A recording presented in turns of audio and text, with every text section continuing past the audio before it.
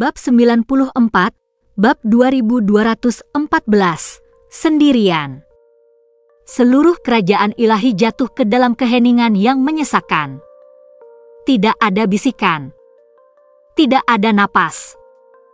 Hanya beban dari dua kebenaran yang menghancurkan fondasi dari semua yang mereka pikir mereka pahami. Di satu sisi berdiri Yunche, bukan lagi hanya putra ilahi yang luar biasa dari Dreamweaver, bukan lagi bakat muda tertinggi yang dikagumi banyak orang. Tetapi Raja Kabut. Penguasa bayangan laut kabut tak berujung, pengguna binatang buas jurang, dan mimpi buruk yang bahkan menghantui hati para dewa. Dan di sisi lain, pria yang mereka hormati di atas segalanya, penguasa absolut Abis. Raja Abis. Sekarang terungkap sebagai Pangeran Mosu, putra dewa pencipta Moe, dan keturunan ras dewa hukuman surga. Kebenaran mengguncang setiap jiwa hingga ke intinya. Langit di atas tetap tenang, proyeksi berkedip satu persatu saat kenyataan mengalahkan ilusi. Lalu, oh, kau tahu. Jejak keterkejutan samar terdengar dari suara Monarch. Meski tenang, mata emasnya sedikit menyipit saat dia menatap Yunche, penasaran. Tapi Yunche hanya membalas dengan senyum dingin dan ironis. Jika kau tahu identitasku, mengapa aku tidak tahu identitasmu? Suaranya santai, hampir seperti percakapan. Seolah-olah dua teman lama bertukar rahasia yang telah lama terkubur. Namun bagi semua orang, pertukaran sederhana itu menggelegar. Di samping Yunche, sosok kecil yang mengenakan gaun putih yang berkibar tiba-tiba kehilangan semua kekuatannya. Kakinya tertekuk di bawahnya seolah-olah beban dunia akhirnya runtuh, bukan pada tubuhnya, tetapi pada jiwanya. Hua Caili jatuh ke lantai tanpa perlawanan, jari-jarinya yang dulu memegang erat tangan Yunche terlepas seolah-olah tali terakhir itu telah putus. Dia tidak berteriak. Dia tidak menjerit. Dia hanya terjatuh, tanpa kata, tanpa napas, karena dia tidak lagi memiliki kekuatan untuk berbicara, tidak lagi memiliki keinginan untuk bergerak. Matanya, lebar dan berkaca-kaca, menatap ke depan dalam keheningan yang tertegun, namun matanya tidak lagi memantulkan cahaya yang pernah dibawanya. Tubuhnya bergetar pelan, bukan karena rasa sakit, tetapi karena mati rasa yang luar biasa karena kehancuran. Air mata, pelan, berat, dan tanpa suara, mulai mengalir di pipinya yang mulus saat dunianya runtuh di sekelilingnya. Semua yang dia yakini, semua yang dia percayai, semua yang dia pegang teguh dengan keyakinan yang tak tergoyahkan, sekarang terurai, sepotong demi sepotong, di depannya. Dan dia tidak bisa berbuat apa-apa selain duduk di sana, hancur dan tak berdaya, hilang dalam badai hati yang terlalu hancur untuk dirasakan. Entah bagaimana, di tengah kekacauan pikirannya, hancurnya jiwanya, dan rasa sakit yang mengancam akan menenggelamkannya sepenuhnya, Hua Caili berhasil mengumpulkan sedikit kekuatan terakhir. Jari-jarinya nyaris tak bergerak. Bahunya gemetar. Namun perlahan, sangat perlahan, ia mengangkat kepalanya dan menatap Yunche. Namun saat tatapannya bertemu dengan tatapannya, napasnya tercekat di tenggorokannya. Karena pria di hadapannya, pria yang ia cintai lebih dari hidup itu sendiri, tak lagi sama. Tak ada kehangatan di matanya. Tak ada kelembutan. Tak ada cinta. Tatapan matanya yang dulu berseri-seri, yang selalu membuat jantungnya berdebar, kini ditelan kegelapan yang begitu dalam hingga terasa tak berdasar. Matanya hitam pekat, bukan karena amarah atau kesedihan, melainkan sesuatu yang jauh lebih menakutkan, kekosongan yang tegas. Seperti jurang yang melahap semua emosi. Tubuhnya tak lagi memancarkan kehadiran yang menenangkan yang selama ini ia pegang. Sebaliknya, yang terpancar hanyalah dingin yang menusuk, Keheningan yang mematikannya membuat seluruh dirinya tersentak. Bahkan sebagai dewa yang baru saja naik tahta, bahkan dengan keilahian yang mengalir melalui nadinya, dia merasakannya. Dingin yang begitu absolut, begitu menyesakan, menusuk jiwanya dan membungkusnya seperti bisikan kematian. Tidak ada dirinya lagi dalam tatapan itu. Dan pada saat itu, sisa kekuatan terakhir yang telah dihimpunnya lenyap. Tubuhnya lemas sekali lagi, jantungnya terlalu hampa untuk berdetak dengan harapan. Dan kali ini, bahkan dia tidak tahu apakah dia akan mampu bangkit lagi. Mata Yunche tidak pernah sekalipun berpaling dari Mosu. Tidak ada satu tarikan napas pun. Bahkan tidak ada secercah keraguan pun. Saat dia memberikan jawabannya, saat suaranya bergema ke dalam keheningan yang luas, dia telah menguatkan dirinya. Tidak ada keraguan. Tidak ada jalan kembali. Di dalam hatinya, tekadnya telah mengeras seperti besi yang ditempa dalam kobaran api takdir. Apapun yang terjadi hari ini, apapun konsekuensinya, ia akan melakukan apapun untuk melindungi kampung halamannya. Bahkan jika harus mengorbankan segalanya. Bahkan jika ia harus menjadi penjahat abis itu sendiri. Udara terasa berat, menyesakan. Keheningan yang membentang di kerajaan ilahi terasa seperti jeda sebelum malapetaka ilahi. Perlahan, satu persatu, sosok-sosok yang tercengang itu mulai bangkit dari keadaan linglung mereka yang membeku. Tatapan mereka bergetar. Hati mereka berjuang untuk mengimbangi apa yang baru saja mereka dengar, apa yang baru saja mereka lihat. Dan kemudian, suara gemetar memecah keheningan. Itu Meng Kongchan. Tetapi Bupati Ilahi yang sombong, pria yang pernah memerintah dengan perintah yang tak tergoyahkan, hanya bisa mengeluarkan dua kata yang terputus-putus. Yuan Er apa? Suaranya pecah dengan ketidakpercayaan dan kehancuran, namun, bahkan dia tidak tahu di mana atau bagaimana melanjutkan. Karena kebenaran telah menusuk terlalu dalam. Putranya, Meng Jianyuan, adalah Raja Kabut. Makhluk yang telah mengguncang seluruh abis dengan ketakutan. Makhluk yang namanya telah menjadi mitos teror. Makhluk yang telah dia benci sampai ke sumsumnya sejak kematian putranya Meng Jianze. Makhluk yang telah dia kutuk, benci, dan impikan untuk dihancurkan. Segera, sosok lain bergerak dari kedalaman keterkejutannya.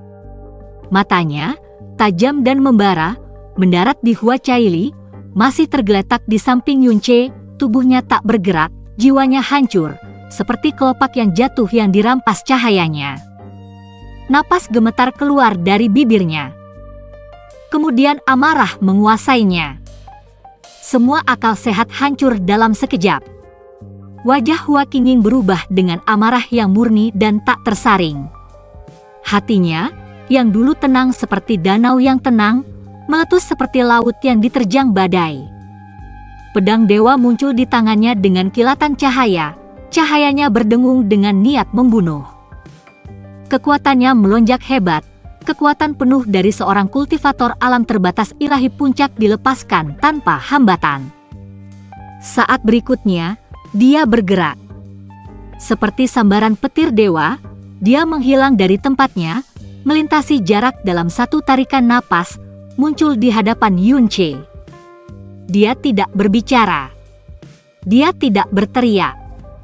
Dia menyerang. Boom! Ledakan benturan mengguncang langit.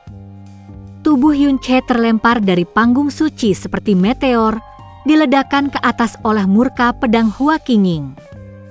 Bang! Dia menghantam penghalang atas kerajaan ilahi, gelombang kejut dari tabrakan itu bergema seperti guntur di seluruh wilayah. Seluruh langit bergetar. Tanah retak di bawah kekuatan itu. Setiap tatapan mata tertuju ke atas dalam keheningan yang tercengang, saat riak akibat dari satu pukulan itu bergema di seluruh kerajaan seperti penghakiman ilahi yang turun dari atas. Batuk, batuk. Suara rendah dan tegang bergema dari atas saat Yun Che perlahan menarik dirinya dari penghalang. Darah menetes dari sudut mulutnya, garis-garis merah tua mencolok di balik jubah putihnya, sekarang sangat ternoda merah. Tubuhnya sedikit gemetar, tatapannya turun ke bawah, mengunci sosok di bawah, Hua Qingying, penyerangnya. Namun, bahkan setelah menerima pukulan berkekuatan penuh dari seorang kultivator alam terbatas ilahi puncak, dia masih berdiri. Dia tidak lagi memancarkan niat membunuh. Pedangnya telah lama menghilang dari tangannya, posturnya ambruk saat dia berlutut, lengannya memeluk erat Hua Caili, yang tetap lemas dan diam dalam genggamannya. Seluruh tubuh Hua Qingying bergetar saat dia memeluk gadis yang dicintainya seperti hidupnya. Napasnya terengah-engah, ekspresinya berubah karena kesedihan. Matanya yang merah karena kesedihan dan ketidakpercayaan, menatap Yun Che, mata yang dipenuhi rasa sakit, kebingungan, dan amarah, namun tidak lagi memiliki tekad untuk menyerang lagi. Dia telah mengerahkan segalanya untuk serangan itu. Namun dia selamat. Jika ada keraguan, sedikit pun penolakan yang tersisa di hatinya, itu telah hilang sekarang. Jika sebelumnya itu tampak seperti kegilaan, seperti lelucon yang kejam, klaim absurd bahwa Yun Che adalah Raja Kabut, mungkin dibuat dengan arogansi atau candaan, maka sekarang, dengan apa yang telah mereka semua saksikan, tidak ada keraguan yang tersisa. Dia adalah Raja Kabut. Makhluk yang sama yang kekuatannya mengguncang abis. Makhluk yang sama yang bahkan ditakuti oleh para dewa. Dan dia telah berdiri di antara mereka selama ini, terbungkus jubah putih, tersenyum seperti seorang putra, mencintai seperti seorang pria, dan menyembunyikan jurang yang lebih dalam daripada yang dapat mereka pahami. Di atas panggung suci, Liu Xiao menatap Yun Che yang terluka dengan niat membunuh murni yang membumbung tinggi ke langit. Jika bukan karena kepala pendeta yang menahannya, dia pasti sudah bergegas menuju Yun Che juga. Mata Yun Che menatap Hua Qingying sejenak, tenang namun tak terbaca, saat dia diam-diam menyeka darah dari sudut bibirnya. Dia sudah memutuskan sendiri jauh sebelum saat ini. Dia tahu apa yang akan ditimbulkan oleh wahyunya itu, kebencian, pengkhianatan, dan patah hati. Terutama dari orang-orang terdekat Hua Caili. Dan dia mengenal Hua Qingying lebih dari kebanyakan orang. Dia tahu kesetiaannya, cintanya yang membara, perlindungannya yang tak tergoyahkan terhadap Caili. Dia telah menduga pukulan itu. Dan karena itu, sesaat sebelum pedangnya menghantam, dia telah melemparkan energi perlindungan ke atas dirinya sendiri. Dia tidak memberinya kata-kata, tidak menghakimi, tidak marah. Hanya diam. Dan kemudian, di tengah lautan ekspresi tercengang, keyakinan yang hancur, dan ketegangan yang mencekik yang menggantung di kerajaan ilahi, Yun Che perlahan mengalihkan pandangannya kembali ke Mo Su. Matanya, yang sekarang sepenuhnya hitam, lebih dalam dan lebih gelap dari jurang itu sendiri, terpaku pada Abyssal Monarch sekali lagi. Bagaimana kau tahu?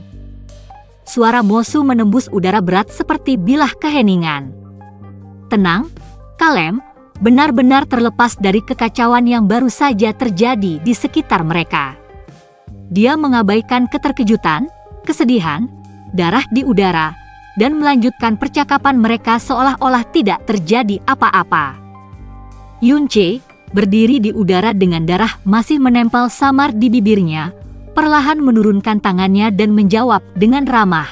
Nadanya mantap, dingin, dan tanpa emosi. Sama seperti bagaimana kamu peduli pada kakak laki-lakimu, Dewa Pencipta Elemen, Nishuan. Dia juga sangat peduli padamu. Mata Yun Che yang dalam tidak pernah goyah saat dia melanjutkan, suaranya tenang namun dipenuhi dengan kebenaran yang mengerikan. Dia meninggalkan jejak jiwa sehingga suatu hari, aku akan memahamimu. Dia tidak melirik Hua Qingying. Dia tidak mengakui isak tangis yang pecah di tepi keheningan. Dia bahkan tidak melihat Hua Caili yang masih terbaring di sana seperti cangkang kosong, hati dan jiwanya retak tak dapat dikenali. Kedinginannya, ketidakpeduliannya terhadap rasa sakit di belakangnya hanya memperdalam luka. Bagi Hua Qingying, seolah-olah serangannya tidak berarti apa-apa, seolah-olah kemarahannya, kesedihannya, pembelaannya yang putus asa terhadap keponakannya bahkan belum menggores permukaan hatinya. Kebencian di matanya semakin membara, membakar akal sehat dan membanjiri nadinya. Bagi Hua Caili, keheningan itu lebih buruk dari 1000 bilah pedang. Pria yang dicintainya, dipercayainya, ditunggunya dan akan segera dinikahinya, bahkan tidak menoleh untuk menatapnya. Tidak mengucapkan sepatah kata pun, sekilas pandang, atau sekadar menarik napas. Apa yang dia katakan? Nishuan, dewa pencipta elemen. Kerumunan itu, yang sudah terguncang tak terlukiskan kata-kata, kini terperangah dan tak percaya saat kata-kata Yunce bergema lagi di benak mereka. Setiap suku kata menghantam mereka seperti guntur, merobek pemahaman mereka tentang dunia. Di panggung suci, ekspresi Mosu berubah. Matanya terpejam perlahan, seolah mencoba melindungi dirinya dari beban kenangan yang telah lama terkubur. Jauh di dalam, adegan-adegan dari ribuan tahun yang lalu menggetarkan jiwanya. Kehangatan, tawa, persaudaraan, dan rasa sakit. Untuk beberapa saat yang panjang dan terengah-engah, dia tetap diam lalu berkata, "Aku senang kakak Nishuan masih menganggapku seperti itu." Mosu berkata pelan, suaranya tidak lagi membawa otoritas ilahi, tetapi kesedihan melankolis seseorang yang mengingat waktu yang telah lama hilang. Terlepas dari segalanya, bahkan setelah perang dewa dan iblis, setelah surga terkoyak, dan abis menjadi penjara dan kerajaannya, kakak Nishuan masih memikirkannya. Masih meninggalkan jejak kepedulian. Itu adalah perasaan yang telah dikubur Mosu terlalu lama. Namun, sentimen seperti itu tidak akan dibiarkan bertahan lama. Ekspresinya mengeras lagi, kekuatan ilahinya sekali lagi melingkarinya seperti jubah kaisar saat suaranya menjadi dingin dan tajam. Tetapi apapun yang terjadi, bahkan sebagai pewaris kakak, kejahatanmu tidak akan luput dari hukuman. Tatapannya menajam seperti pisau, menatap Yunce sekali lagi. Meskipun kenangan itu meyakinkan, kau, pada akhirnya, adalah seseorang dari tanah suci abadi. Betapapun pintarnya ilusi itu, kau tidak akan pernah bisa benar-benar menjadi Meng Jianyuan. Sekali lagi, Raja Abisal mengucapkan kata-kata yang menusuk lebih dalam dari pisau apapun. Sementara Yunce sebelumnya berhasil meyakinkan semua orang bahwa dia benar-benar Meng Jianyuan, membuat klaim raja sebelumnya tampak seperti provokasi yang tidak berdasar, sekarang setelah terungkap bahwa dia adalah Raja Kabut. Setiap kata dari raja membawa beban yang lebih berat dari sebelumnya. Yunce bukanlah Meng Jianyuan. Dia adalah seseorang dari tanah suci abadi. Kerumunan yang baru saja pulih dari satu wahyu demi wahyu, merasakan napas mereka tercekat. Tokoh-tokoh di seluruh kerajaan ilahi, para ahli, tetua, bangsawan, menelan ludah, tenggorokan mereka kering karena tidak percaya saat kebenaran menghantam mereka sekali lagi. Gelombang baru keterkejutan yang menggetarkan jiwa melanda seluruh majelis. Yunce tetap diam. Dia tidak berkata apa-apa. Dia tidak membela diri. Tidak menyangkal. Dia hanya menatap Mosu, matanya yang hitam pekat tak tergoyahkan, tak terbaca, tetapi menusuk seperti kekosongan tak berujung. Dan dalam keheningan itu terucap jawabannya. Pengakuan yang dingin dan tak terucapkan. Kebenaran yang lebih menghancurkan daripada gemuruh pengakuan apapun. Dari tengah-tengah sosok yang membeku, suara runtuh yang pelan memecah keheningan. Meng Kongchan, bupati ilahi yang dulu perkasa, ayah yang sombong, terhuyung-huyung. Benang harapan terakhir yang telah melekat di benaknya, keinginannya yang putus asa bahwa semua ini adalah kebohongan, ilusi, putus.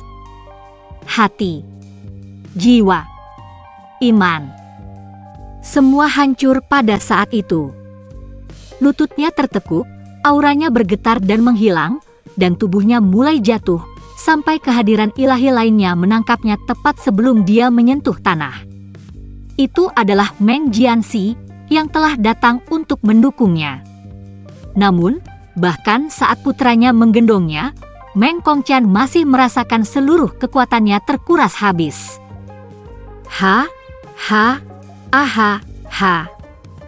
Di pelukan Jianxi, dia hanya tertawa, tawa yang pecah, hampa, dan tidak percaya. Tawa yang tidak mengandung kegembiraan, kemenangan, atau kebanggaan. Hanya rasa sakit. Hanya kesedihan. Suara yang bergema seperti hantu di surga, diukir dari penderitaan seorang ayah yang telah menyerahkan hatinya pada kebohongan. Mata Meng Jianxi menatap tajam ke arah Yun Che, dan di dalamnya tidak ada lagi rasa hormat, tidak ada lagi kehangatan, hanya kebencian. Kebencian yang begitu dalam hingga mencerminkan kebencian Hua Qingying yang masih menyimpan dendam. Tubuh Hua Caili yang hancur dalam pelukannya yang gemetar. Kekuatan ilahinya melonjak tak menentu di sekelilingnya, beriak dalam gelombang yang nyaris tak dapat ditahannya. Jika bukan karena berat ayahnya dalam pelukannya, jika bukan karena tanggung jawab untuk menyatukan sisa-sisa kekuatan Meng Kongqian, dia pasti sudah melompat ke langit, menghunus pedang. Berniat mencabik-cabik Yun Che dengan tangannya sendiri. Tangannya mengencang. Rahangnya terkatup rapat. Jiwanya menjerit untuk membalas penghinaan, pengkhianatan, kepercayaan yang hancur. Dan dia tidak sendirian. Dari sisi lain, Hua Fuchen mendekat perlahan, setiap langkah lebih berat dari yang terakhir. Tatapannya, yang dulu bangga dan tenang, kini terbakar amarah yang dingin. Dia menatap Yun Che, bukan dengan keterkejutan, bukan dengan kesedihan, tetapi dengan kebencian yang membara. Jika bukan karena kehadiran Raja Abyssal, yang ekspresinya menunjukkan bahwa dia belum selesai, yang pertanyaannya masih menggantung di udara, mereka pasti sudah bertindak. Mereka akan menyerbu langit sebagai satu kesatuan, menghakimi orang yang telah mempermainkan kepercayaan mereka dan membawa kekacauan ke dalam kehidupan orang yang mereka cintai. Mengabaikan tatapan tajam yang tak terhitung jumlahnya dan niat membunuh yang mendidih yang menekan dari segala arah, suara Yun Che menembus ketegangan seperti embun beku di udara yang tenang. Apakah kamu tahu mengapa aku kembali ke sini ke kerajaan ilahi sekali lagi? Apakah itu tentang sumur samsara? Mo Su menjawab dengan tenang, tanpa jeda. Lagi pula, ketika imam besarnya kembali ke tanah suci dan melaporkan kematian Ling Xian, mereka telah membahas setiap detail tentang apa yang terjadi di kedalaman laut kabut tak berujung, termasuk tindakan aneh Raja Kabut dan pertanyaan yang telah diajukannya. Ya, jawab Yun Che, nadanya datar, tidak terkejut dengan wawasan raja, dia sudah menduganya. Apakah kamu tahu sesuatu tentang itu? Mata Mo Su sedikit menyipit, tetapi suaranya tetap tenang. Apa yang ingin kamu ketahui tentang itu? Yun Che tidak ragu-ragu. Jawabannya jelas, langsung, dan mutlak. Semuanya. Bagi banyak penonton, percakapan antara Yun Che dan Abyssal Monarch mungkin tampak seperti percakapan tenang antara dua kenalan lama, kata-kata yang diucapkan tanpa permusuhan, suara tenang dan kalem di tengah badai emosi. Tetapi bagi mereka yang memahami beban di balik kata-kata tersebut, mereka tahu kebenarannya. Ini bukan sekadar percakapan. Ini adalah anugerah terakhir Monarch. Momen pemahaman yang singkat, upaya untuk mengintip ke dalam hati orang yang telah mengguncang abis, untuk mengungkap kebenaran di balik motifnya. Itu adalah ketenangan sebelum badai. Karena begitu percakapan ini berakhir, begitu jawaban terakhir diberikan, hukuman Yunche akan datang. Cepat.